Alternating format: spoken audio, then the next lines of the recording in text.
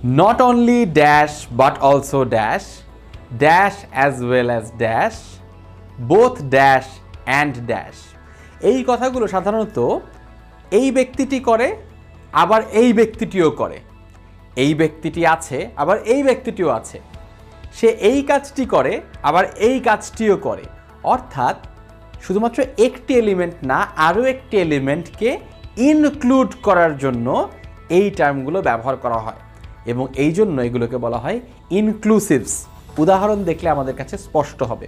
তবে ইনক্লুসিভসের মধ্যে সবচেয়ে গুরুত্বপূর্ণ বিষয় হচ্ছে আমরা যে দুটো এলিমেন্ট বা দুটো আইটেমকে নিয়ে কথা বলবো, সেই দুটো আইটেমকে স্বগোত্রীয় হতে হবে। যদি একটি নাউন হয়, অপরটিকেও নাউন হতে হবে। যদি একটি নাউন ফ্রেজ হয়, অপরটিকেও নাউন ফ্রেজ হতে হবে। যদি একটি অ্যাডজেক্টিভ হয়, অপরটিকেও অ্যাডজেক্টিভ হতে হবে। যদি একটি প্রিপোজিশনাল ফ্রেজ হয়, অপরটিকেও প্রিপোজিশনাল ফ্রেজ হতে হবে। আমরা এখন এক এক করে প্রত্যেকটা ইনক্লুসিভসের ক্ষেত্রে এই নিয়মটা কিভাবে করে অ্যাপ্লাই করছে সেটা একটু খেয়াল করব। সবার আগে নট অনলি বাট অলসোর দিকে খেয়াল করি। আমি যদি বলি Robert is not only talented but also handsome. Robert is not only talented but also handsome. এক্ষেত্রে ট্যালেন্টেড এবং হ্যান্ডসাম দুটোই কিন্তু অ্যাডজেক্টিভ। কিন্তু আমি যদি বলতাম যে Robert is not only talented but also works hard, তাহলে কিন্তু ভুল হয়ে যেত। কারণ ওয়ার্কস হার্ড, ওয়ার্কস তো একটা ভার্ব। আমি প্রথমে বলেছি Robert is not only talented, যেটা অ্যাডজেক্টিভ, ট্যালেন্টেডটা একটা অ্যাডজেক্টিভ, কিন্তু বাট অলসোর পরে বলছি একটা ভার্ব, অর্থাৎ সেটা ভুল হয়ে যাবে। আরেকটা এক্সাম্পল বলি, Beth plays not only the guitar but also the violin. Beth plays not only the guitar but also the violin. এই ক্ষেত্রে গিটার একটা নাউন এবং ভায়োলিন এটাও একটা নাউন, অর্থাৎ দু ক্ষেত্রেই আমরা একটা নাউন ব্যবহার করছি। এক্ষেত্রে একটা নাউন আরেকটা নাউন না, এরকম করলে হবে না। আবার ধরেন যদি দুটো অ্যাডভার্ব দিয়ে যদি একটু চিন্তা করি, he writes not only correctly but also neatly. সে লেখে, শুধুমাত্র শুদ্ধভাবে লেখে না, বরং নিটভাবেও লেখে। আপনি যদি এখানটাতে বলতেন he writes not only correctly but also neat. নিটটা কি? নিট কিন্তু একটা অ্যাডজেক্টিভ, অর্থাৎ ভুল হয়ে যেত। আমাদের নট অনলির পরে যদি একটা অ্যাডভার্ব থাকে, বাট অলসোর পরেও একটা অ্যাডভার্ব থাকতে হবে। আরেকটা এক্সাম্পল দেখি, আমরা একটা প্রিপোজিশনাল ফ্রেজের এক্সাম্পল দেখি। আমি যদি বলি মারিয়া excels not only in mathematics but also in science.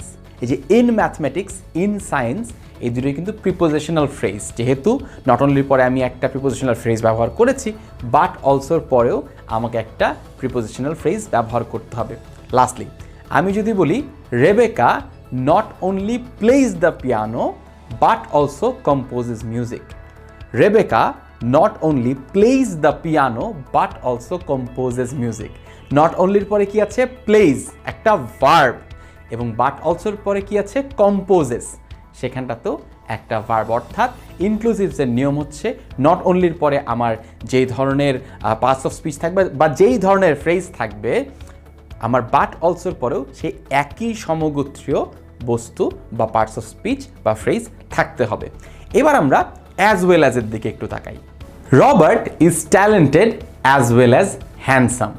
Robert একই সাথে ট্যালেন্টেড এবং হ্যান্ডসাম, দুটোই adjective. Beth plays the guitar as well as the violin, অর্থাৎ এক্ষেত্রেও দ্য গিটার একটা নাউন এবং দ্য ভায়োলিন এটাও একটা নাউন।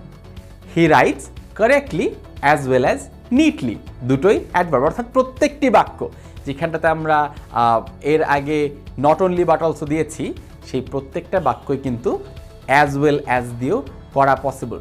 সিমিলারলি আমরা বোথ এবং অ্যান্ডের ক্ষেত্রেও একই উদাহরণ লক্ষ্য করতে পারি। Robert is both talented and handsome. একই, বোথের পরে যেটা হচ্ছে অ্যান্ডের পরেও একই পার্টস অফ স্পিচ হতে হবে। বোথের পরে আমি ব্যবহার করছি talented, which is an adjective. অ্যান্ডের পরে আমরা ব্যবহার করছি হ্যান্ডসাম, সেটাও একটা অ্যাডজেক্টিভ। আমরা বলছি Beth plays both the guitar and the violin, সেক্ষেত্রে আমরা বলছি যে এখানটাতেও দুটো শব্দই সেম পার্টস অফ স্পিচ, দুটোই noun. He writes both correctly and neatly, এক্ষেত্রেও আমরা প্রথমটাতেও অ্যাডভার্ব ব্যবহার করেছি, পরেরটাতেও অ্যাডভার্ব ব্যবহার করেছি। যে কোনো সময় এই as well as, both, and এবং নট অনলি বাট অলসো ব্যবহার করার সময় খেয়াল রাখতে হবে যেই দুটো এলিমেন্টকে আমরা নিয়ে আসছি সেই দুটো এলিমেন্ট যাতে সমগোত্রীয় হয়, একই পার্টস অফ স্পিচ হয়, কিংবা যদি ফ্রেজ ব্যবহার করি তাহলে একই ফ্রেজ হয়, যদি একটি নাউন ফ্রেজ হয় অপরটিও যাতে নাউন ফ্রেজ হয়।